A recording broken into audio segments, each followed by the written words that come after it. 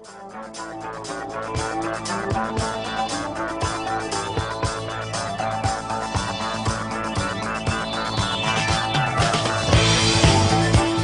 and welcome to the Why We See Movies podcast. I'm your host, Ron.Don't. Joining me today, we've got Darren. Hi there. And Paul. Yo. And Ivan. Hey. Today we're going to be talking about the latest film in the Alien franchise, Covenant. Later on, we'll do our rant and rave segment. But first, let's see what's going on inside the entertainment world with... You on the mark!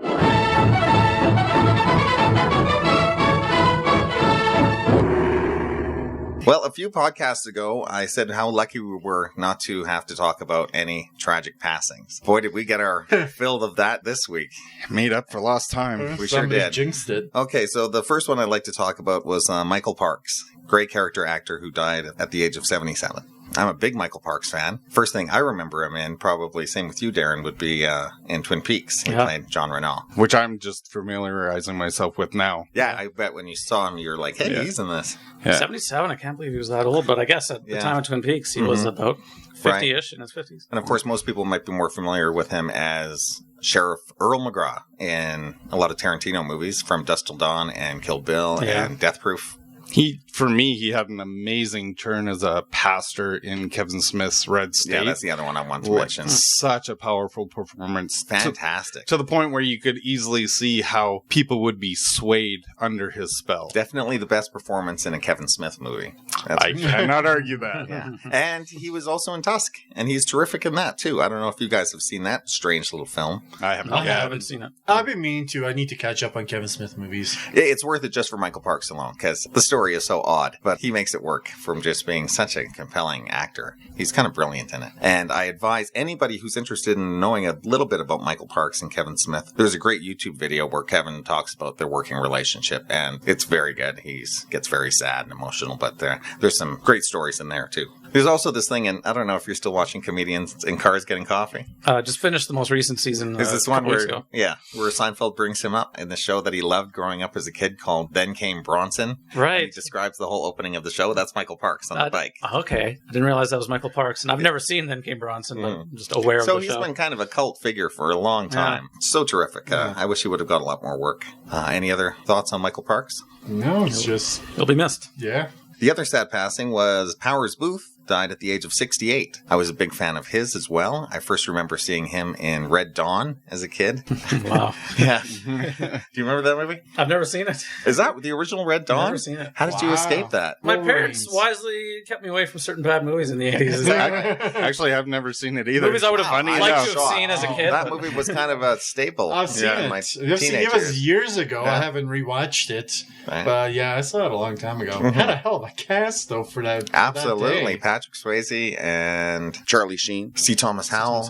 I'm trying to remember them all, but yeah. Leah Thompson's in it, and Jennifer Grey from Dirty Dancing. Yeah, I like that movie a lot. Really? Yeah, actually. For what it was at the time, it's better than the dreadful remake that came out a few years ago. I couldn't put myself through that. Other things I like Powers Boothe in, Extreme Prejudice, a Nick Nolte movie from the 80s. Walter Hill directed. He's great in that.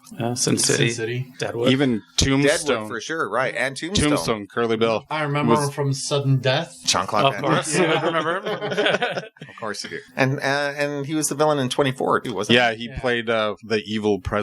So he usually does play the bad guys. He's got that resonating voice that once you hear it, you know immediately who it is. And the gravitas of a guy in power, too. Yeah. Played Alexander Haig in Nixon, too. He's terrific in that. Yeah, anytime you needed someone to be intimidating. He needed to kind of do the overacting with the villains, because he just had that voice to kind of make his point to be menacing enough that he didn't have to be crazy. He could have done the voice for Darkseid for DC, for crying out loud. Such a heavy voice. And was he all wrapped up on Agents of S.H.I.E.L.D.? You're still watching that? No? Okay. I haven't seen the last season. I think his story arc, as far as I know, had wrapped up. Yeah, really young, at only 68. Yeah. And then just today, we lost a James Bond. Roger Moore died at the age of 89. He made it far, 89. And he had cancer. That's what got him. Yeah, it was I read it was a short battle with it. Yeah. So, yeah, at 89, I guess. They're all probably going to be pretty short battles. Yeah. Apparently, he went to Switzerland for treatment. It was that quick. So what do we think of Roger Moore as James Bond? Well, I'd like to take the time to point out that although he's the first one people mention when they say, oh, my least favorite Bond is You're missing out on some really good James Bond movies if you skip out on Roger Moore. Octopussy is fantastic. The Spy Loved Me is very good. There are even things to like about Moonraker, things to not like about Moonraker. Jaws is great. Live and Let Die. Wasn't he Live and Let Die as well? Live and Let Die, that was his first one. And maybe his worst turn as Bond and Live and Let Die. Which one's the one with Christopher Walken? View to a Kill. View to a Kill. There's good stuff Grace there. Jones. And For Your Eyes Only, I think is pretty good too. Yeah, and first appearance of Dolph Lundgren in the movie.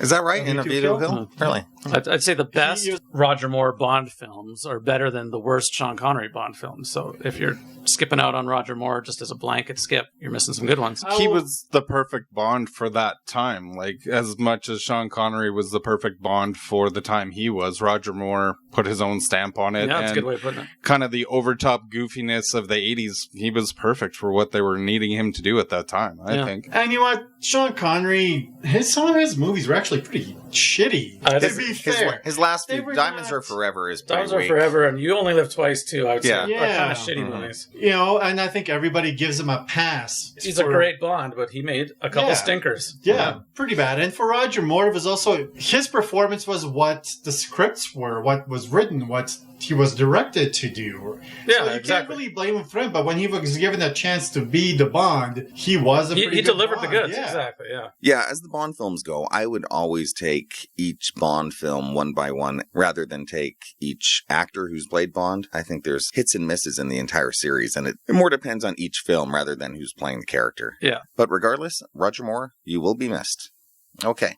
And then, stepping aside from the movie world into music, there is another tragic passing of Chris Cornell, lead singer of Soundgarden. I'm sure you're a big fan of him, Paul. Huge fan. Yeah. Me too.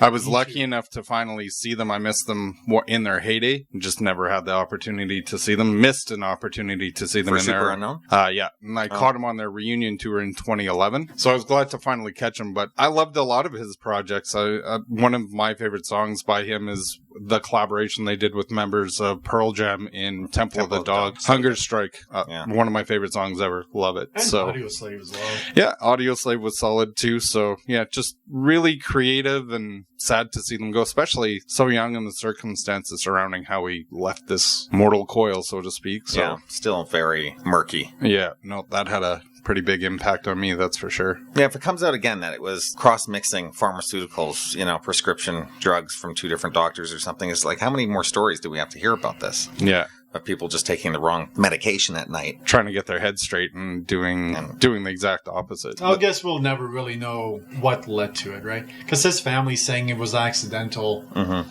Yeah, tragic nonetheless. Yep, definitely. Extremely. Okay, so that's it for sad passings. Let's move on to even more sad news. Zack Snyder is exiting post-production duties on the Justice League movie due to family tragedy.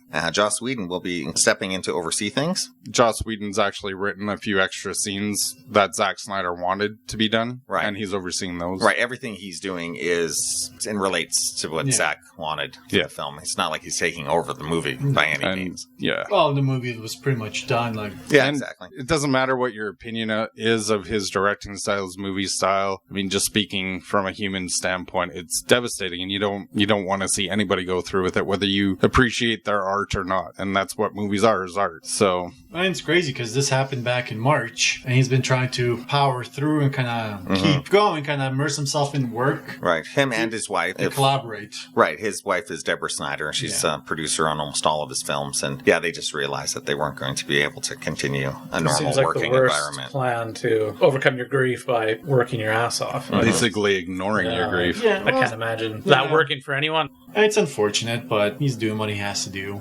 It's a very sad story. Yeah. So, we all send our best wishes to Zack and the Snyder family.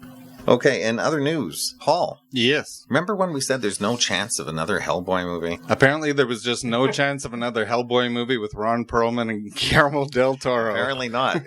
Now it's a hot property again. Yep. Kind of strange. Neil Marshall, who directed The Descent, is set to direct it, and it's going to star David Harbour from Stranger Things. He was the sheriff in that. Yeah, it'll be interesting, and apparently they're supposed to go dark and have an R rating, which...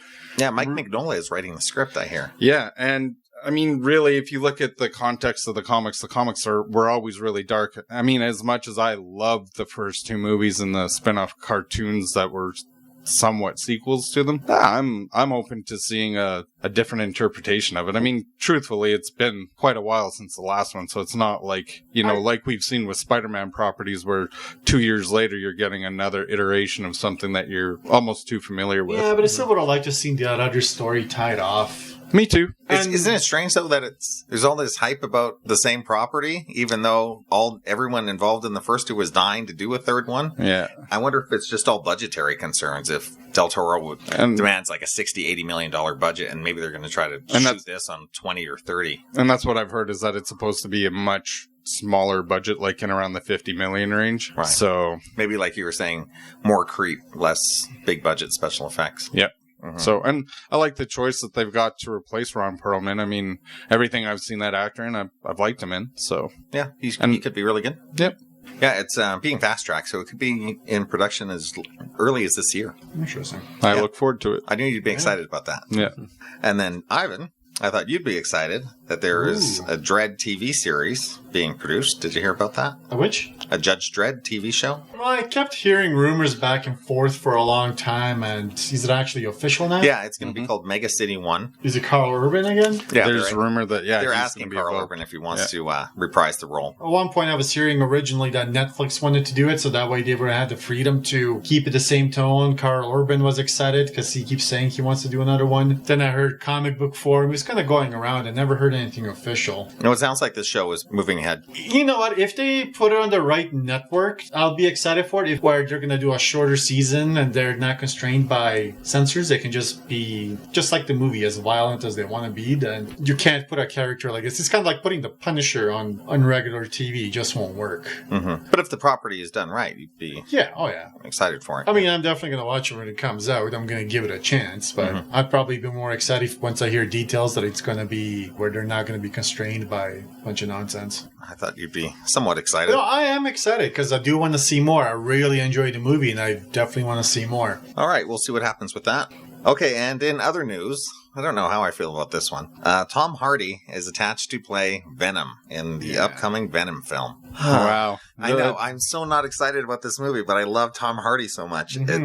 We've seen so many. How many properties have we talked about where you have such a good cast and just not the right material for that cast, that it just falls flat? So as happy as I am to hear somebody of that stature involved in this project, it still doesn't give me any more hope for it. Doesn't elevate it in my mind anymore, for sure. Just the fact that he's attached to it at least lifts it from the bottom of the barrel that I had it at least it's not Topher Grace again. Sure, there's some genuine interest in it because Tom Hardy, it's everything I watch him in. He is absolutely magnetic. I think we've mentioned even before in this podcast is just how do you do a Venom movie without involving Peter Parker and Spider-Man? How do you tell the story of what the symbiote is? How he uses all of his powers? Why does he hate Spider-Man? Are you just going to ignore all that? Or I don't know what they're going to do in this first film, but it's going to be set up as an expansion of this Sony Spider-Man universe that they want to set up. Yeah, I have a whole lot of faith in it, especially because this whole Spider-Man in the Marvel universe could even be just a one-off that's done after Homecoming. Right. Well, that's where we get into all the contract stuff that gets very dicey with me even wanting to support this film or not, right? Yeah. Because Tom Holland, if you guys don't know, is signed on to play Spider-Man a certain amount of times, right? They made this deal. And he's already played it for the 2 Avengers films, Spider-Man Homecoming, and then 2 other Spider-Man movies. Except Marvel only has the rights to... They've only announced the Spider-Man Homecoming sequel. So he still has one more film where he's obligated to play Spider-Man, which means Sony could snatch Tom Holland back from Marvel, make him be in a Spider-Man movie for Sony, and put Venom in with him. Yeah. Which might be their idea if this Venom movie takes off and the Spider-Man universe that they're creating takes off. Then they might even try to re-sign Tom Holland again and have him be in their Spider-Verse. Sure. So I want all of that to fail. Yes. In a big way. Yes. You hate to root for a film not to do well. Darren, as for a non-comic book fan, would you be interested in seeing Tom Hardy in a movie called Venom that has horror-type superhero stuff and not give a shit if it has to do with Spider-Man or not? Or do you actually even know the character of Venom enough to know that they're messing around with him? I've seen enough cartoons to know a little bit about Venom, but a good script outside of the Spider-Man universe, sure, I'd go see this movie. I'm not excited about it. Tom Hardy's involvement doesn't elevate that for me. Okay. we'll see what they come up with, but I don't want this. I was actually Spider-Verse to shocked kick off. that he was involved with it. I was Yeah, kind of me thinking, too. why is Yeah. he getting involved in this? Well, that's what leads me to think, could the script be really good? How do they get this guy attached to this? Because everybody wants Tom Hardy to be in their movie right now. Yeah. Because who knows how much of this have they even written a script? Is there a script out? Or did you just kind of I don't sign know. it based on a pitch of this? Yeah, I know the director that's assigned to it is named Ruben Fleischer. He did Zombieland and Gangster Squad a few years So ago. maybe That wasn't very good. enough. Maybe That looked Tom awful. Hardy was just like, oh, I want to work with this guy. Yeah. Okay, well, yeah, I'm not sure here. We'll see what happens with that movie. All right, that should do it for the news this week. Did anybody have anything else to talk about? Dex? Well, I was thinking this week, why don't we play a round of guess what actor my mom was really referring to? Is everybody ready to play? Yeah. Yeah. My mom said to me back in 2002, referring to a comedy that was then in theaters, Darren, I really want to see that movie with, what's his name? Fat Fridge is in this movie. Right. Fat Fridge. Wow.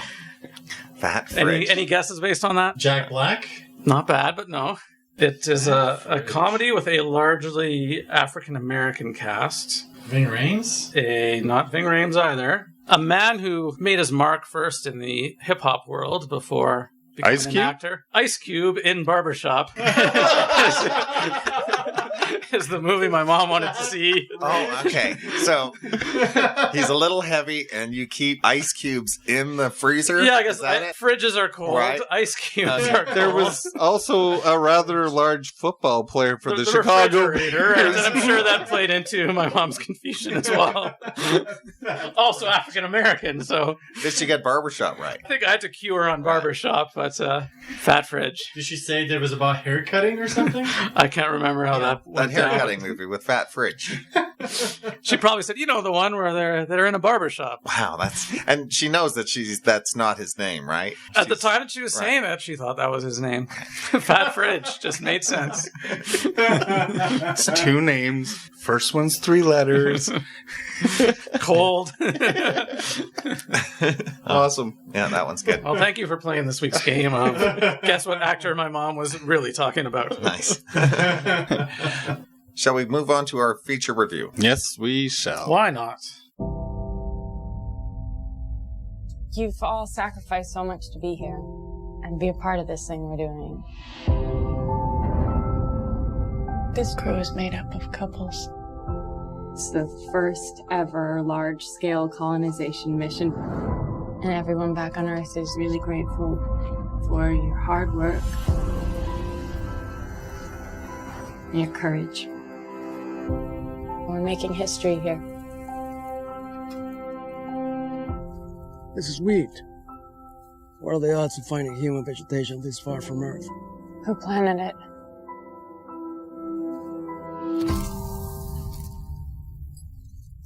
You hear that? What? No birds. No animals. Nothing.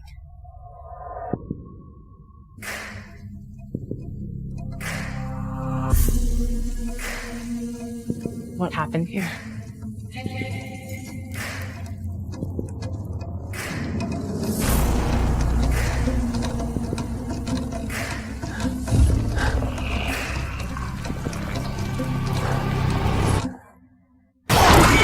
Covenant, do you read me? Covenant, come in. What's happening? I need you back here right now.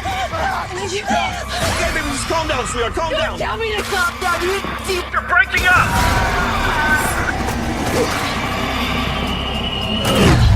Where is it?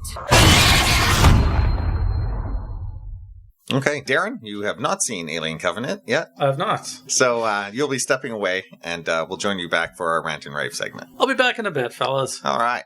Okay, the quick synopsis. The deep space crew of the colony ship Covenant, bound for a remote planet, discover an uncharted paradise with a threat beyond their imagination. The film stars Michael Fassbender, Catherine Watterson, Billy Crudup, and Danny McBride. Okay, before we talk about the new movie, I thought we'd talk about what we think of the Alien franchise as a whole. I am a huge fan of these movies. I love Ridley Scott's first one. Aliens, James Cameron's film, is maybe in my top 10 or 20 films of all time. One of the great white-knuckle action thrillers ever made. made. It's hard to think of another film that sustains that kind of intensity. Edge of the seat action, for sure. Yeah. After that, of course, Alien 3, David Fincher's film, actually starts to look pretty good lately with some other movies. And I wasn't a fan of Resurrection. That was the clone one with Winona Ryder. With Prometheus, I like Prometheus quite a bit. I think more than most people did. A lot of people had a lot of problems with bad characterization and some muddy plotting. I agreed with a bit of it, but I thought the look of the film was so great, and the ideas that they were exploring more than held up for some of the other problems I had. Not to mention the great performance by Michael Fassbender. He was kind of stole the show. So yeah, I was pretty excited about this new movie, and I will give my thoughts on it in a second. So before you get there, my question is, how much are those other movies part of this universe? Like, are Alien vs. Predator part of this? As far as I know, all of them are but that. Yeah, which makes sense, I think, for the timeline. Mm-hmm. Yeah, as far as I know, probably Ridley Scott hasn't even seen those movies. But other than that, the other Alien movies, are you a fan of? Yeah, I've actually rewatched them all recently. The first 4 Aliens, and then I started watching the first Alien vs. Predator. I went to watch them all, just didn't get a chance to finish it before the trip. Cool. And Paul? Yeah, like you, Ron, I absolutely loved the first one. Absolutely frickin' loved Aliens. Actually, it was really cool for the Calgary Comic Expo a couple of years ago when they had the reunion of the Aliens cast. Mm-hmm. They had a fundraiser where you went and you saw a movie. It was either going to be Alien or Aliens in the theater, and it was all for like $5. And it was just a surprise reveal which one of the two you were going to get to see on the big screen. But I'm a huge fan of either, so I didn't care which one it was. I would have taken both. Right. And so I got to see the 1979 Alien, which was amazing because obviously I was way too young to see and appreciate it back when it was released. So no, I absolutely love the first two. I think the third one gets a bit of a bad rap. It's actually a movie I avoided because a lot of my friends had seen it and just hated it, so I kind of avoided watching it for a long time. And by the time I got to watching it, it's kind of one of those cases where I didn't think it was necessarily as bad as the reputation. And yeah, Resurrection had parts that I thought were okay, but mostly forgettable. And then, yeah, much like you, I really liked Prometheus. I thought it looked great. I thought it introduced some interesting elements story-wise. I enjoyed it enough to make me anticipate a sequel for sure. But yeah, overall, I'm a fan of the franchise. Okay. Shall we begin our first thoughts on what we thought of Covenant? Sure. Ivan, why don't you start? You know, when I first walked out of the theater, I thought the movie was just okay. I guess kind of looking back on it a couple of days later, I think the movie's very just meh. Honestly, I'd probably have a much worse opinion of it if there wasn't for Michael Fassbender in this movie. I thought that his performances, because he did the dual role, and when they were sharing that one scene together with the flute, when they were panning back and forth, so seamless, and that interaction was amazing. But I found it was just way too predictable. The one thing that I wanted to really see in this movie, they just glossed over in like 10 seconds, which kind of annoyed me. And I felt that the human characters were just stupid. I mean, I don't know what way to say, but some of the crap that they do, it's like, sorry, but you deserve to die. Okay, we can get into some of that. Yeah, spoilers. But so thought Prometheus was much better, in my opinion. And if there wasn't for Michael Fassbender, this movie wouldn't even be worth watching. Paul?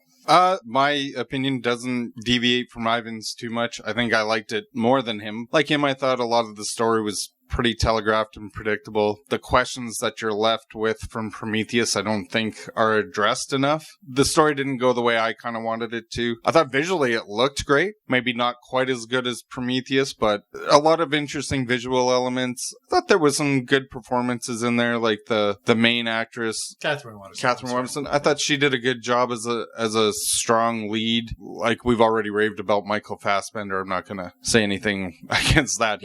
He was amazing. But yeah, I'd say overall the story was fairly predictable and not as engaging. They do some interesting things that I thought were decent, but overall I thought the story was kind of flat. So it's a movie that I wouldn't strongly recommend to anybody other than a diehard Alien fan, really. So it just kind of felt a little flat for me.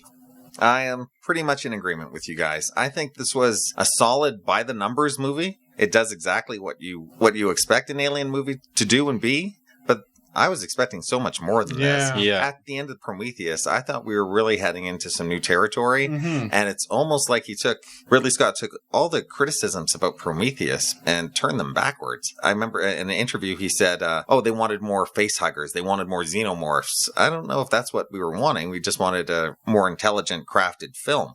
Yeah. And he's kind of gone backwards, in my opinion, with this. It's almost like a slasher film in many ways. Yeah. It's kind of like Jason on the move. With, You know what? And the campers, one by... It's funny you say that, because I got that feeling midway too. I thought it had very much that slasher flick, and I thought, is this really what this should be? Right. It's missing kind of an overall sense of imagination. I understand the whole point of what they're trying to do with them. Like Prometheus was, I think the basic thing was, it was about birth, right? Yeah. And she couldn't give birth, and it was about that. And this movie is more about creation. Mm-hmm. But if you're going to tell me that your big idea in this is that you're...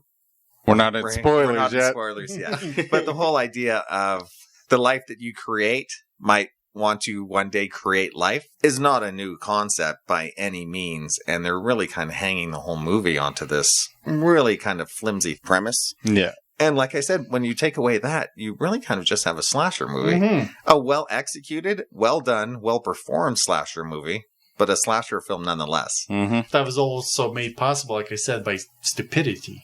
If people were criticizing the characters in Prometheus for being dim, these guys are a whole nother wattage. Yeah. Yes. I mean, who goes on to an 8? I guess, okay. Let's get into this movie and talk about what we didn't like now with spoiler alerts coming. So, yes, in space, they can't hear you scream, but in the theater, they just might. They might. Spoiler! Spoiler! Yes, one thing that you don't do when you're encountering a strange planet is picking up spores and sniffing them. You know, right off the bat, when they're setting up characters like that, you're like, okay, well, we don't have too much luck for anybody in this movie being too clever. They're going to off themselves before the aliens even get to them. But even then, when they were doing that thing, I think you're making a big mistake of going to this planet. Mm-hmm. It's kind of, once again, it's like he's in charge making a decision, then you have this other character who's supposed to be the main one who's like, you're being an idiot. Whereas you would think anybody on that ship would be like, there's a human signal coming from this alien planet. As a scientist, you're going to want to know. I mean, you might have been a lot more cautious about it than these guys were. They were basically like chicken with their heads cut off. They went in there so blind. Mm-hmm. They could have surveyed the planet a little bit before they landed and maybe saw if there was any civilizations or signs of technology. It's almost Star Trek syndrome where let's send our number 1 and number 2 in command down to this alien planet and let's see what happens. Right, exactly. Yeah, it is. And even before they did that, the fact that the person that is working on fixing the ship outside, they don't feel like, oh, why don't we leave? We're on an alien planet. We don't know what's around here. Maybe, as this is our only way off of here, we should leave a soldier to protect this person while the spaceship is open and she's outside working on it. Mm-hmm. But it's even the idea that once they know, what they're up against, that they take such a lackadaisical attitude towards it in that second half, like their problems are over or something. Yeah. And some of the reactions were very over the top too, like that the one woman who ends up leading to the destruction of the ship they landed on, to me just seemed out of place, panicky and stupid almost. And to a point where the husband says, well, I've never seen her scared before. But seeing that, I would think she's scared by a bunny by the way she reacted. Right. And I think to the point where you were making in the non-spoiler section, I agree with you. The minute that David cuts his hair and dyes it, you know exactly why he's done it. Yeah. Right. And same thing with his lost hand and everything. You know exactly what to look for. And there was no surprises there. I was just surprised at how much they borrowed from so many of the other Alien films without really interjecting anything new.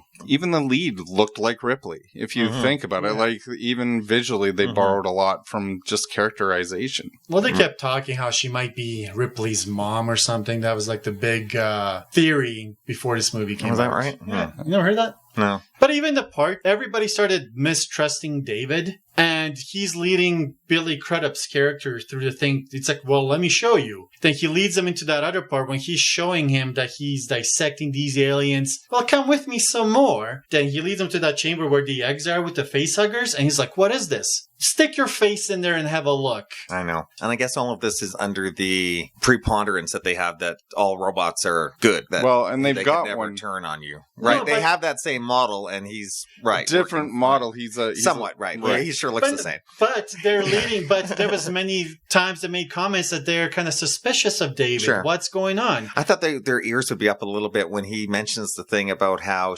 Shaw died on the crash. Yeah. And yet they've already seen her work the machinery when she's doing the John Denver tune. Yeah. I was like, nobody's going to say, call him on that immediately. Yeah, but that could have been while she was flying the ship, but this was after the crash. I know. I thought of that. But still, there's so many questions that aren't being asked by anybody. And the cliched thing in all these horror slasher movies that they always split up. That's one thing I was going to talk about. Like that woman that I'm going to go clean up. You're not going to send somebody to not watch her, obviously, but Watch her like back. guard her. That's what I mean when they just gave up any sense of threat at that point. And it's just like the alien is still out there. You don't think he can follow you? Exactly. Yeah. It was kind of frustrating to watch those moments of stupidity. And you would think that they're supposed to be scientists because they're on this mission, right? And yet none of them seem to have any interest in the fact that they've just encountered an alien civilization. Nobody asked David what happened to the engineers, who these people were, what they were about. None of these questions are asked by anybody. Their curiosity for scientists is pretty abysmal. And that's what I was really hoping for in this movie. I wanted to see more of the engineers' homeworld. Me too. What was their motivation? Why were they creating these different species? And then when they decided to wipe out mankind, why? I would have enjoyed a whole movie with David and Shaw on that planet trying to figure out what they're about and David coming up with his plan, even if that's the direction where they wanted to head. Yeah. Spend more time on that planet and who these people were, because now that's all the answers that we're going to get from the series now. This was just like when they did that in like 10 seconds when they showed that flashback when he just wipes out the entire planet. That was just like, well, fuck. Yeah, I know. He wasn't going to answer any questions. And I was really disappointed with not necessarily the demise of Elizabeth Shaw, just because she's dealing with David. There was always the potential for him to betray her, but just how little payoff there was there. Like at the end of Prometheus, you see them flying off and then she's almost an afterthought. You just kind of see her dissected body there, and that's all you really get of her. In that 7-minute little movie that they released, it showed more of hers and David's interactions. Yeah, they had to have a scene with her building him back up. Yeah. He needed to be repaired. I'm sure all of those scenes were shot for the film specifically, and Ridley thought they didn't fit in and released them as kind of deleted scenes. Yeah. Because James Franco is the captain, and that's such a weird cameo to have. I mean, And we were talking about that. At one point we were saying, like, was it maybe that they thought having James Franco be that person, when they kill him off, you actually might care, versus as somebody that you don't even know. So but in the film, he's not even introduced. They show him in that like little video thing, right? No, but that's after his death. So it's like, how can we even care about the character? Yeah, at that's the beginning? true. Yeah, it was so pointless. Was there any one kind of action set piece that worked for you in the movie? I didn't find anything too original that was like, wow, that's a scene I really liked. Like from Prometheus, for me, it was the surgery scene when she does the... Yes. That was interesting. I'd never seen that in a movie before. I was like... It was compelling. Right. I don't think this movie has one sequence like that. Especially coming off of our last review where Guardians of the Galaxy had a couple monumental action pieces. Yeah, there's not... You're right. There's not really one that sticks out in your mind at all. But I think you nailed it on the head when you said it really felt like a slasher movie. Yeah. And there's not ever any really memorable action scenes in a slasher movie. There's memorable deaths, but not really a set piece. Yeah, and they even had the shower sex scene where they got killed, just like in a slasher movie. I was like, am I still watching an alien movie now? I mean... To me, it's really sad that we get an installment like this that has so many problems, and then yet we love the first installment that Ridley Scott did in 1979, and maybe it was for the best that they kept changing directors after he did the first one. Like I said, Prometheus was fairly good. I enjoyed it, but then... I thought it was going to be a stepping stone to something much bigger, and this is putting it in reverse. Yeah. Yes. Like I'm saying, it's not disappointing at the level that it's trying to be at. It is a well done. For what it's wanted to be. For what it wants to be. And I guess for people who are just going in there who just want to see xenomorphs and facehuggers and stuff, well, you are going to get that. You are going to get the xenomorph like you've never seen him in the other movies. You really get to see the alien and kind of what he looks like. He's not hiding in the shadows in this movie. But again, if that's all you want, I guess you could be satisfied. But for me, they spent all their time focusing on the stuff I care the least about, and all the stuff I wanted them to focus on was glossed over. Yeah. It was an afterthought. Yeah, no, I completely agree. And like I said, Michael Fassbender, when they did that scene with the flute, where it was just such an amazing transition back and forth, that him teaching him to play the flute and the way they were doing all that, it's so great, but it's... Fassbender and the characters of Walter and David are the reason to see the movie. The only really interesting things in the movie. Yeah. And by the end of the movie, what David's plan is, I'm like giddy. I'm like, good for you. I'm like, I'm happy. He's getting away with it. These people are too dumb to survive. I thought it was interesting to see even the interaction between, was it Walter that was the other android? But just like they established very early on that he's one of the crew when they're having the toast to the fallen, so to speak. And he has that moment where they're giving him the alcohol and they're like, well, you don't really need this. He said, oh, I'll have one anyway. When in Rome. Exactly.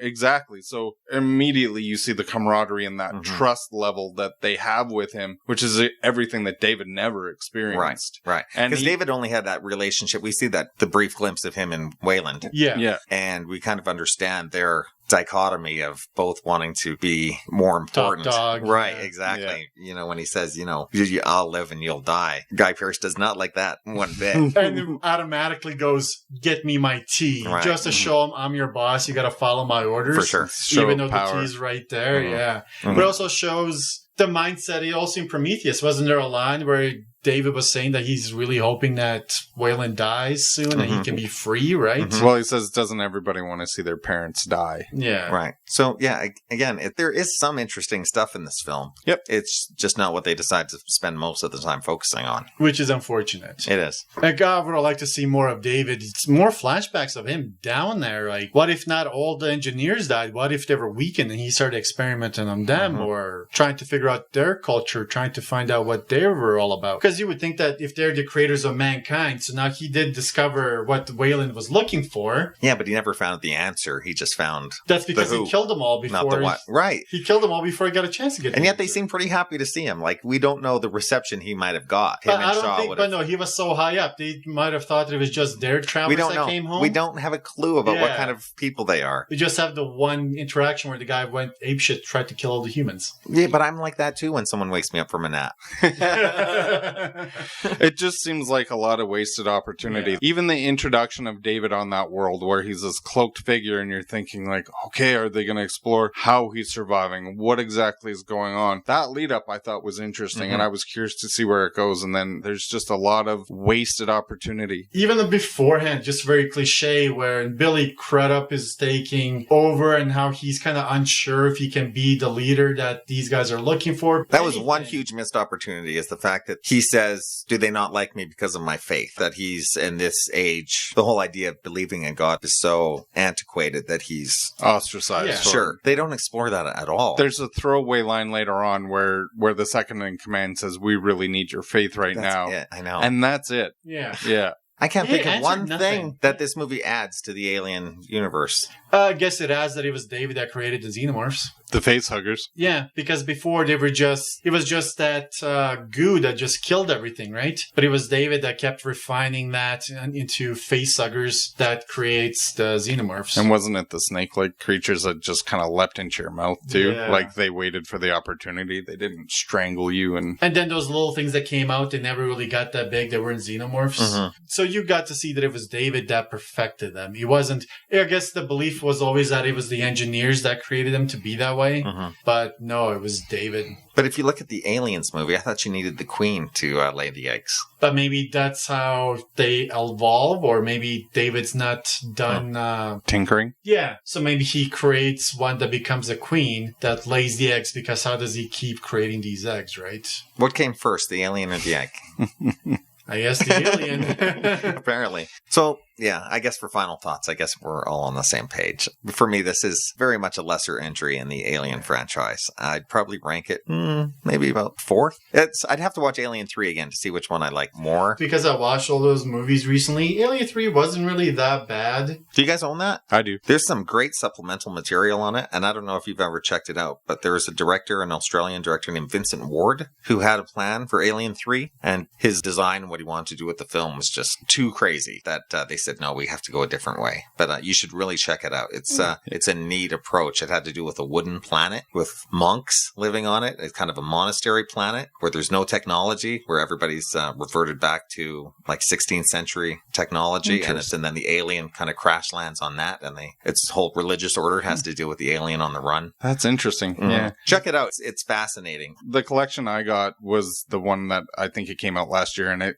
for each movie, it's extensive. So I you really must have it. I hope I do, because that sounds really It's about a interesting. 12-minute piece, little documentary sequence on his designs. They show the sketches and his plans for it. It's really neat when you think about that could have been Alien 3 instead of the movie that we got. So, anyways, yeah, sorry to digress there. Your final thoughts, Paul? For the diehard Alien fan, go see it. If you're expecting something a little more thought-provoking and that's going to answer some of the questions that you had coming out of Prometheus, maybe don't expect that and just go check your brain at the door, and you might enjoy it a little bit better than I did. Yeah, I don't know what Ridley Scott was thinking with this. I hope if there is another third movie in this franchise, and maybe we'll see where David's going next and what his plan might be, that he steps outside the box a little bit. Well, he's got like 2,000 people to experiment on. Exactly. I was thinking that. But like you just said, Paul, like with last week's Guardians of the Galaxy, I know we weren't crazy about it, but at least it dared to be different. Stick to your vision. Don't pander to what you think the audiences want. Deliver a solid movie and you'll discover your fan base. I'm not giving up on this franchise or nothing. I hope that Ridley's got another good Alien movie in him. I know he's made one of the most brilliant sci-fi movies of all time, so you would think he can do it. I just hope that next time he just encourages his writers to be a little more original. I would say I'm less enthusiastic for our next one. I will see it for sure. I mean, I've watched every movie to do with aliens so far, but I'm definitely, after seeing this, less enthusiastic for sure. Yeah, I'd say you could skip this in the theater and wait for home. Ivan? I'll agree with Paul. It's like when he comes out, I'll be like, yeah, I'll go watch it. But my excitement level is like, especially if this movie makes a lot more money than Prometheus, and decide, well, this is totally the way to go. Because it really seems like, where do you really go to in the next movie? So what is David going to unleash those colonists, experiment on some, then let those bunch of other ones run free, and just to let the aliens out so he can see what happens? Look how much fun he was having in that little cave. But they were all dead experimenting on. Like, that's what I mean, right? He's a 2,000 host he can have fun with. Yeah, who knows? He might start his own civilization. Well, he smuggled the eggs. Maybe the lead female is the first queen because she's horrified. She knows the secret, so David's gonna do something. It's all speculation, and we won't get these answers. No, I guess we will wait and possibly see. That's right. Okay, I think we've vented long enough. Shall we move on to the rant and rave section? Yes, please. Okay, Darren has returned back from the isolation booth. That's right. All right, Dex, why don't you go first? All right, I wanted to quickly start with sort of an addendum revision to my Arrival theory. You guys might remember my theory on Arrival was that General Shang must have experienced the same temporal awakening that Louise did in the film, having an understanding of the non-linear aspects of time that the aliens were trying to grant to us, and Louise came to understand, thus averting disaster. And the second part of my theory is that what made that make sense is that I figured, well, his wife must not have died yet at the point of alien contact, that when Louise gives him his wife's dying words, he hadn't experienced that yet. And so it made it profound. I have finally seen Arrival a second time. I've watched my Blu-ray.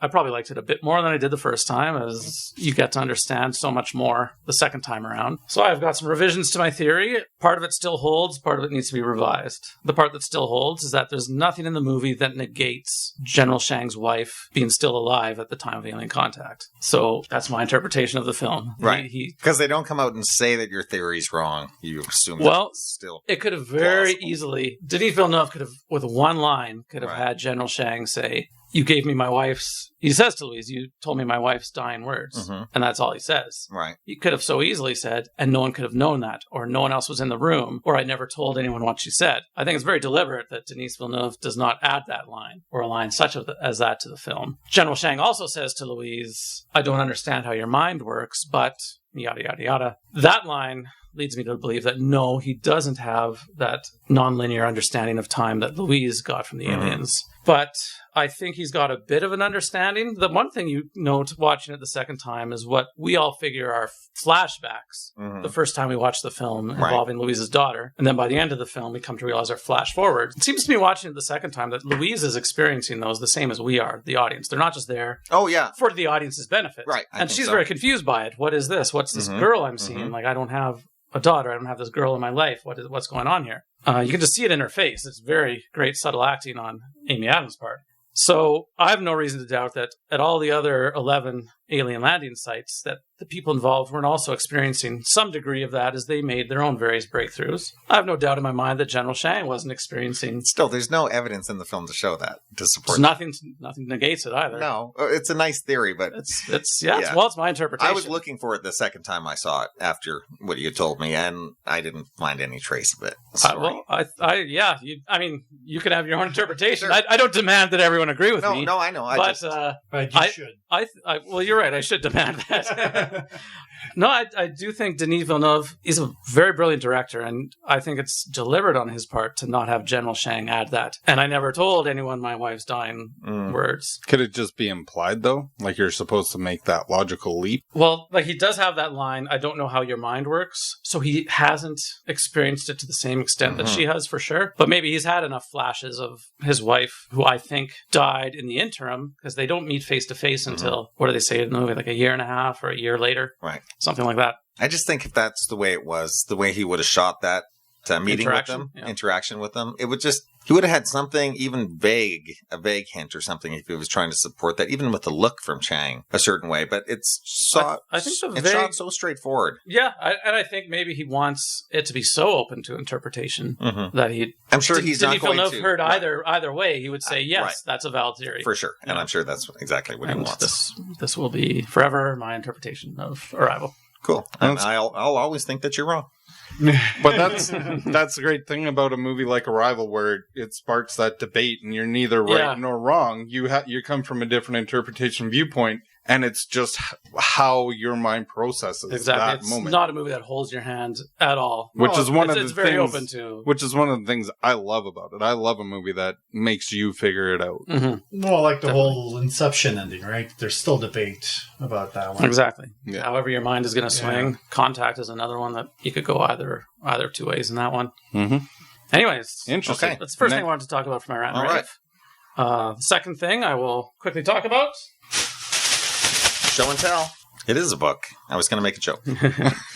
Game of Thrones fans, you've been waiting for years for book 6, The Winds of Winter. George R.R. Martin keeps disappointing. But he has published A Night of the Seven Kingdoms, which is a compilation of 3 short novellas he wrote about the heroes Dunk and Egg, who are referred to by the characters in The Song of Ice and Fire. It's a good wet your whistle until the next book comes along. It's a little lighter than the Game of Thrones books tend to be. These characters lived 100 years prior to the events of Game of Thrones, so there's a bit of an influence on what happens in these books to what would happen later on, but not a huge influence. It could be enjoyed on its own without having read the main series of The Song of Ice and Fire. It's got the great George R.R. Martin storytelling style in it, but it focuses on these 2 characters, so it doesn't jump around in the narrative like the Game of Thrones books do. Just a nice book, Game of Thrones fans, so get them through to the next book and the next series on TV. And maybe some possible material for one of the many spin-offs that they're talking There's about. There's proposed up to 4 possible spin-off series, and this is a lot of material right here for one of them. And apparently he intends to write more novellas involving these characters. So he can go all the way back as far as the last time the White Walkers were there. And exactly, yeah. You could make a series there 10,000 years in the past, 100 years in the past. Or I'd be interested in reading anywhere that. In between. Because I've actually avoided reading the novels because I didn't want to know what direction the show was going. I mean, obviously it's reached its point of deviation now, but up until now I've been avoiding reading them because I didn't want a spoiler, but I would definitely jump into that book for sure. As a fan of the novels too, Darren, how do you feel about that? About reaching that crux now where you're going to be ahead of the show, or the show is going to... Yeah. I was a show fan before I was a book fan. Oh, I didn't know as most that. people are. Yeah, I never read a book until after the second season, probably. Oh, okay. Yeah. No, I assume that you would... No, my enjoyment came based on the show. Okay. And there's so much division between the two, story-wise anyways, that they've really each become their own entity. So I'd continue reading a book without a season to catch up, and vice versa. I'd watch a season without the book to catch up easily. Yeah, it's coming soon, right? Mid-June? I think mid to late June is the next one. It'll Very be exciting. Can't wait. Our Sunday nights will soon have a new Twin Peaks and a new Game of Thrones episode each night. Sunday is always the best night for television, at least for me, for many years now. All the best stuff is on Sunday. Yep. It often seems to be the case. Yeah. I remember Simpsons X-Files doubleheaders back in the 90s, and that was kind of, almost the start of that Sunday night viewing. All right, some good reading material there. Yeah, and then for my third rave, as they have all been raves so far, I want to talk about the Netflix film, The Fundamentals of Caring, from director Rob Burnett, who used to produce Late Show with David Letterman, and also directed We Made This Movie, which I think was his first feature film. So The Fundamentals of Caring stars Paul Rudd and was made for Netflix.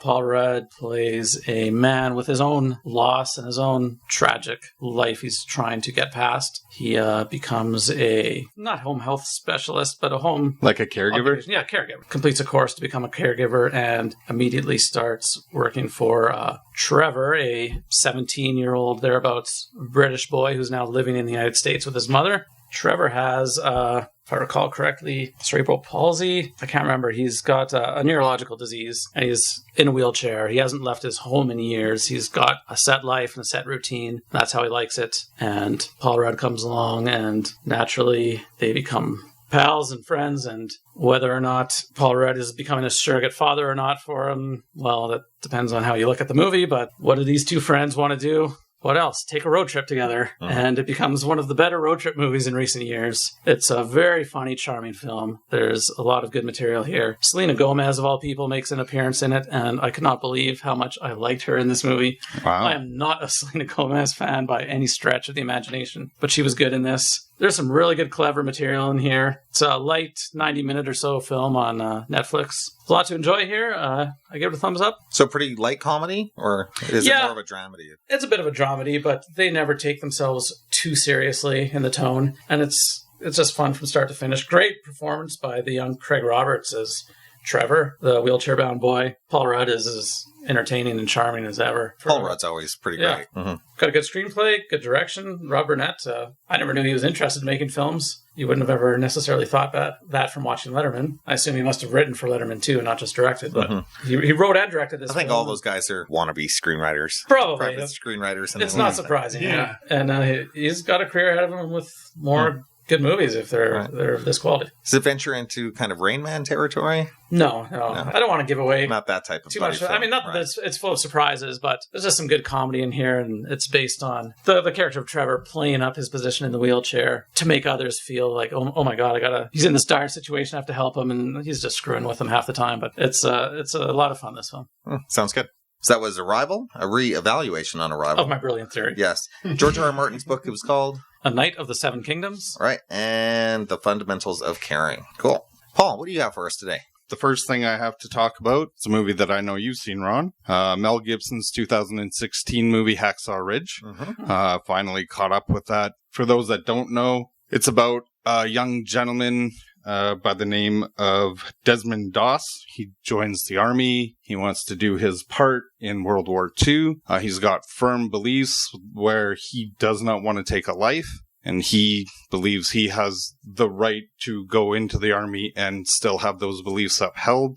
It's a really engaging watch. It's really interesting to see the hardships that this individual is willing to take on just to kind of stick to his faith. He's bullied. He's belittled for taking a stance where how could you join the army and not want to take a life? Like, how do you think you're going to achieve that in battle? And for me, it was really interesting to see like I said, the hardships that this individual was willing to endure to stick to his faith, and then to actually see him kind of succeed. And I don't want to spoil too much, but just seeing his heroism and seeing everything come to fruition for him was really, really interesting. I mean, the story itself is a little paint by the numbers. Like, it's definitely an audience pleaser, and knowing that this is a real gentleman who just died a couple of years ago is really interesting, and great performances by everybody on there. Andrew Garfield was fantastic. Great. And like I said, just watching this guy, the lengths he goes to achieve his goals, it's just amazing. Yeah, really, really enjoyable movie. Yeah, it's a bit of a kind of an old-fashioned film.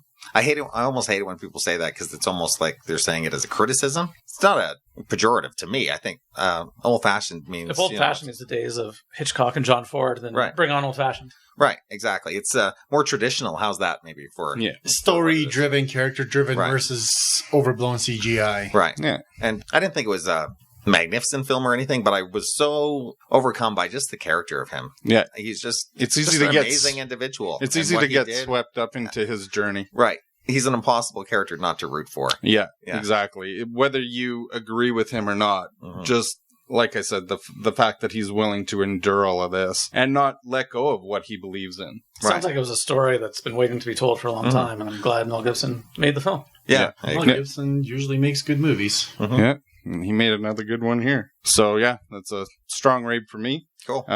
Second rave I have is a TV series that just started on Showcase. I think it just aired its 5th episode last night or last weekend. It's called The Handmaid's Tale. For those that don't know, it's a story that's set in the not too distant future, and it's all about kind of an ultra religious regime that kind of takes hold and takes power. Based on the novel by Canadian Margaret Atwood. Margaret Atwood, yeah, exactly. And the story goes how, women are just stripped of all rights, all possessions, all ownership, unless they're in a position of high power, high family. So basically, it happens really swiftly and out of nowhere. Some political hierarchy is trying to tell ordinary women what to do with their bodies? Yeah. Wow. It seems purely fiction. Science fiction.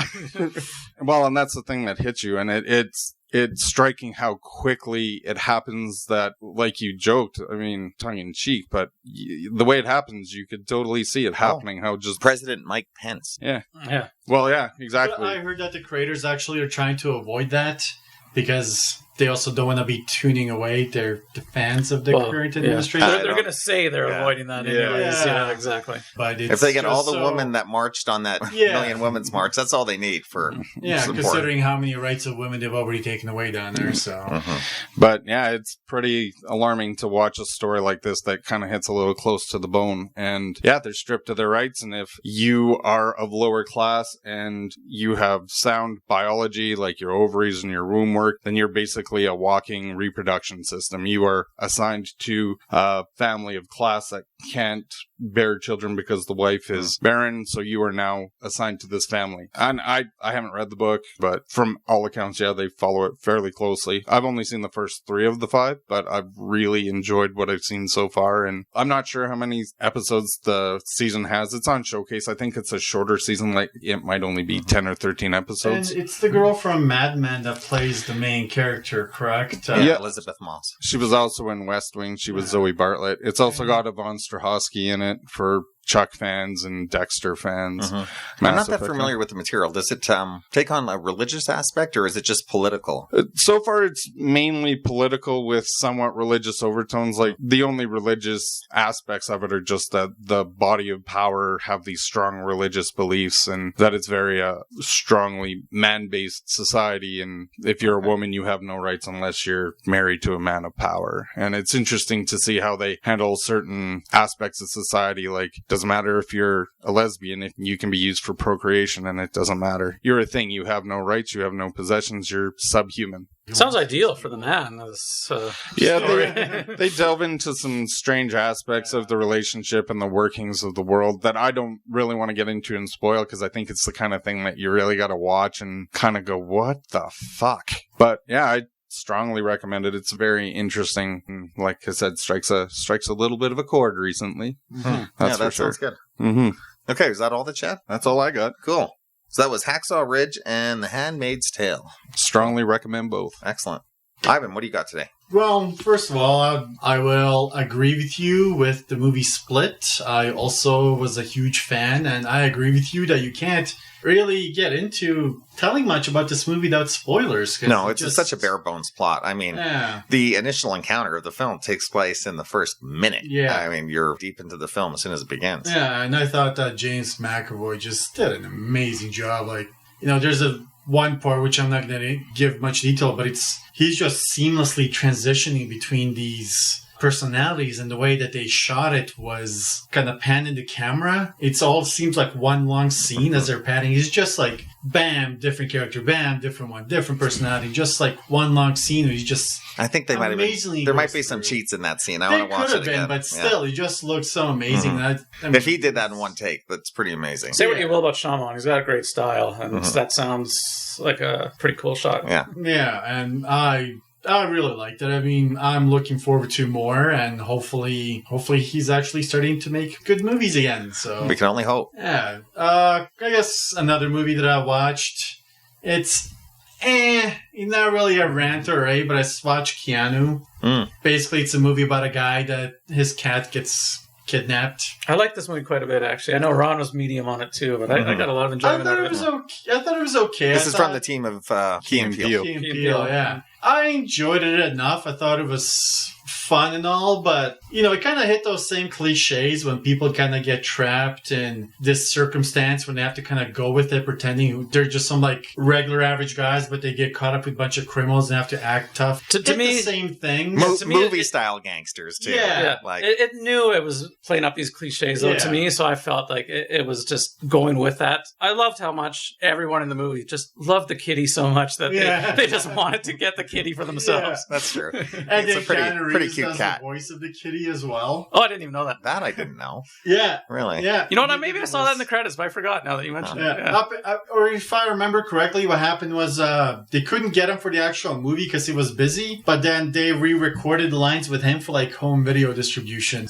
I got a lot more laughs out of this movie than I was expecting. It was all right. I liked how the ending was a lot more different. It wasn't, all of a sudden, oh, I got my cat, I'm going to go home. It's like, I'm not going to say what the ending was. It was just... Yeah, I haven't seen it yet. Yeah. But it wasn't something that you would expect from a movie like this. Yeah, I felt like it was maybe building to just a typical destroy everything in sight action finale, and it didn't. It maintained the right tone, I think. Yeah, it was just a fun movie. I enjoyed it. I don't know. I might watch it again just when I get a chance to kind of... Yeah. Just to see how it is on a repeat. Not dying to watch it a second time, but it was a good night of watching the movie. Yeah, it was something. And then for my rave, a movie that I really liked was The Final Girls. Never heard of it. Yeah. So this movie has Malin Ackerman, Tessa Farmiglia, I believe. She's the younger sister of Vera that plays the mom in Norman Bates. Yeah. They're the main characters, and then some other people who might not know Nina Dobrev.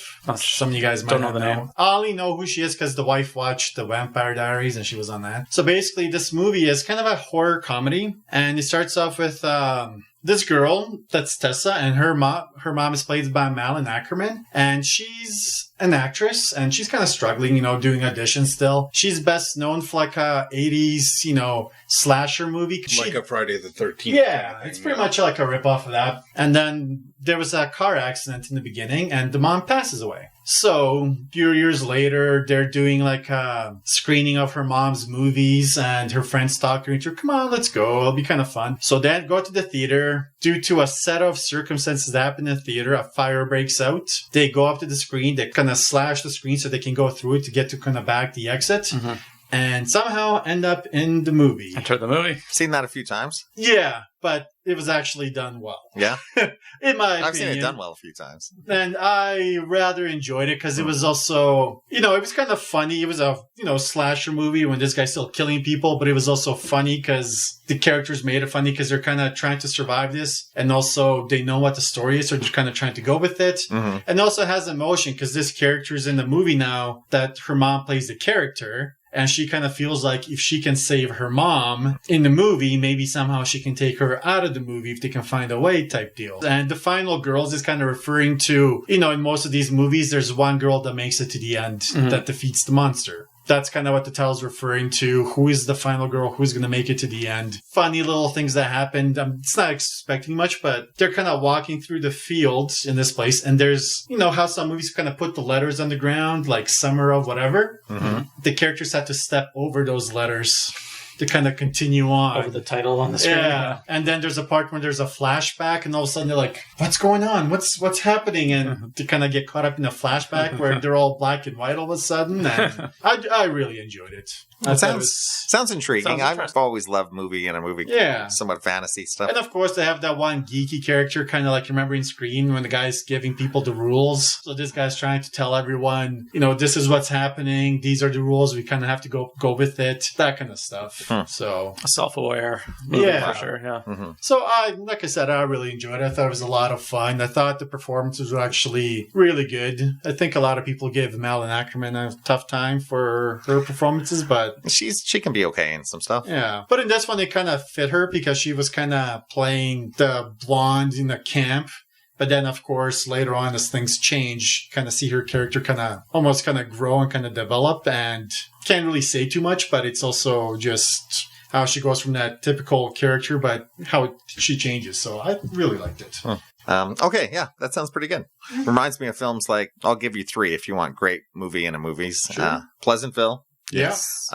Woody Allen's The Purple Rose of Cairo. Yeah. And Buster Keaton's Sherlock Jr. That's probably the first movie that ever employed that trick. But fantastic. Okay. What? You're not going to put Last Action Hero on there? I revisited that film recently in the last year, and it's pretty good, actually. It's not as bad as the reputation it has. Oh, I've seen it many times. I own it. There was definitely like silly moments and stuff like that, but I think it definitely worked when they're in the movie part, how they interact, of course, because it's a movie. The character is still but then when they go into the real world, you kind of see how there's interesting things in both worlds, how they're playing it. Yeah. I thought it was actually pretty fun. I had no idea that Shane Black wrote that movie. So when I saw that on his filmography, I was like, I better rewatch this and give it another chance. Have you seen Last Action Hero since the theater? No, not since the theater. Might want to rewatch it. Yeah, it was such a colossal bomb when it came out. Yeah. It came out the summer of Jurassic Park, and I remember all the industry guys were thinking what's going to be the bigger movie this year, this summer, and wow. Didn't they make fun of it in The Simpsons? Something about magic movie ticket my ass or something like that. Oh yeah, when you were talking to Rainier Wolfcastle. Yeah, it's like my heart is broken. I'm gonna go sit in the Humvee. Mm-hmm. So that's all you got for us? Yeah, that's all I got. Okay, cool. So that was Split, Keanu, and Final Girl? The Final Girls. Is that Girls with a Z? S. Oh. That's more extreme, like 90s. It is, yeah. Okay, sounds good. I will go. For my first rave, I have a film I saw on Netflix as well. We're also cheap. Mm-hmm. This was called Don't Look Twice. It's written and directed by a comedian named Mike Birbiglia. It's about a group of friends who all belong to an established improv troupe in New York and how everyone reacts when one of their members makes it to the big time. I had mentioned on the podcast earlier that Jordan Peele was in it because someone had told me it's the guy from Key and Peele is in it. It's the other one. It's Mike Keegan-Michael Key and Jillian Jacobs from Community is in it, and a few other people. It's got a great ensemble cast. This movie it's one of those great inside looks into a world where you're sure that the guy who's writing and directing this movie knows all about it, right? The world of improv troops. There's this one great line about improv in the movie that I like. It's they say doing great improv is like putting a plane together while it's in the air already. I thought that was really good to get the magic of it. Yeah, everybody's trying to make it on the show called Weekend Live, which is such a direct I think we can tell. Even the opening credits and everything, they've completely copied. For Mad TV, right? So maybe that guy has some SNL experience? Yeah, I don't really know too much about Mike Birbiglia. If he's a comedian, it actually the writing in this is so sharp, it would want to make me check out some of his work. You guys remember that awful movie from the 80s, Punchline? With Tom Hanks and Sally Field. I remember having never seen it, thankfully. This is the opposite of that. It is, how that movie was so just saccharine sweet and totally felt like a person on the outside looking in. This film is so much more real, and the struggle that these characters are going through seems very genuine. Yeah, so many movies about the entertainment world are always about people making it big, or either people who have made it big and fall. Mm-hmm. they hardly ever make movies about people who just never make it. Yeah. And this is what this movie's about. It's about the realities of having a dream to work in show business. And as you grow older with these friends of yours, you become like a family, and how one of them breaks off and becomes something and you don't, how that can seriously mess with you. How one guy is like, he's in his 40s and he's on a date and he brings the girl back to his place and he's living in like a hovel, right? Because that's just the condition of his life. And he's just, what that does to your self-esteem to keep, trying to pursue a dream when the realities of everything around you say that it's not working. And what do you do in that at a point in your life when maybe too late to choose another path? Yeah, I should say, if I haven't mentioned the other actors in it, Kate Machushi, Tammy Saghar, and Chris Gethard are the other performers in the ensemble. Anyways, yeah, I recommend this film. I think it's really good. Sounds good to me. Sounds interesting to me. All right, for my next couple of raves, I want to talk about two films that both take place in the world of journalism. The first one being All the President's Men, the 1976 film from director Alan J. Pakula and written by William Goldman. And it's, of course, based on the eponymous book by Bob Woodward and Carl Bernstein. This is, of course, the true story of how these two reporters investigated the Watergate scandal and exposed a conspiracy that led to the White House, leading to the eventual resignation of then President Richard Nixon. First off, I love this film. It is my favorite film about journalism by far. Pretty fantastic. Yeah, I just love how kind of low-key this movie is. It really shows how unromantic the world of journalism really is, how it's just making phone calls and ringing doorbells, and nobody in this movie is ever going to yell, "Stop the press." If the Bernstein-Woodward story was made in the 90s, it would be a totally different film than what you have here. Absolutely, it would be for sure. Far more appealing to audiences, I think, because this just... Right, they would play up the deep throat stuff so much more. Exactly, it doesn't romanticize anything, this film is. And it's all the better for it, because when you watch it, it almost seems like a documentary in the way that they're doing it. Yeah, it does, actually. Piece by piece. And if you don't know anything about the story and you're watching the movie and they throw a lot of names out and a lot of stuff can seem very complicated and confusing. I think that's almost the point of it, to show how confused these two guys were in the middle of all of this. And it's not important for you to know everybody, all the names of Ehrlichman and Haldeman and what they did and where they did. You just have to know where it's leading up to. And we all know where it led to. Yeah. Yeah, if you don't know anything about it, I think it's a must in film history. Great films of the 70s, for sure. For sure. And couldn't be more apropos today if you want to figure out what everybody is talking about on TV all the time. Okay, my next one is vastly different. It is Gus Van Sant's film from 1995, To Die For, starring Nicole Kidman. It's been a long time since I've seen this film. Yeah. And it was it Matt Dillon as well? It's got a great supporting cast. Matt Dillon, Ileana Douglas, Joaquin Phoenix in one of his first roles. And remember, you were mentioning, Paul, we were talking about Casey Affleck, and I had said there wasn't anything he was in before Good Will Hunting. This was before Good Will Hunting. In fact, Casey Affleck on set gave Gus Van Sant his brother's script for Good Will Hunting. Really? And that's how he got involved in this project. That's cool. But basically the story is Nicole Kidman plays this woman named Suzanne Stone, who is obsessed with becoming a famous telejournalist. When Nicole Kidman first got this role, I think she was still pretty much considered Mrs. Tom Cruise. She had done a few earlier films like Dead Calm and some other interesting work, but this movie put her on the map. She had a string of hits after this one, from Eyes Wide Shut to The Others to Moulin Rouge. This is the movie that I think, for me, started Nicole Kidman's career, and she's so good in it. She's a killer. In the beginning, she gets work, the only job she can, at like a local cable access show, which is run by Wayne Knight.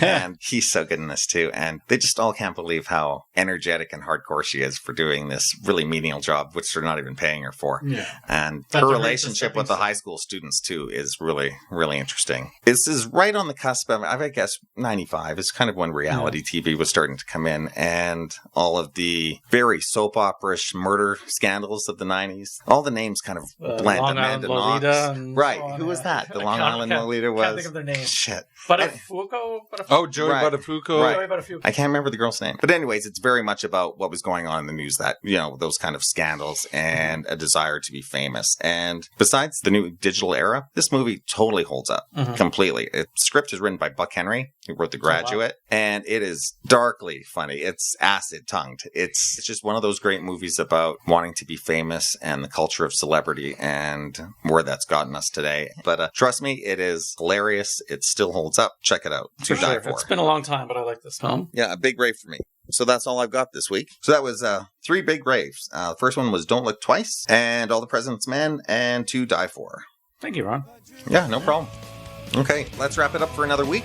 We'll be back next time to talk about the phenomenon that is Twin Peaks. We'll be diving into the original series, the movie, and discuss what we thought of the new episodes. So until then, please subscribe and give us a rating on our iTunes account. You can like and follow us on Facebook, Twitter, and Instagram. And if you're interested, you can comment and search for our past reviews at our website at whyweseemovies@libsyn.com. Until then, ciao. Bye. Later. Put the coffee on and cherry pie hot. Yeah! Woo!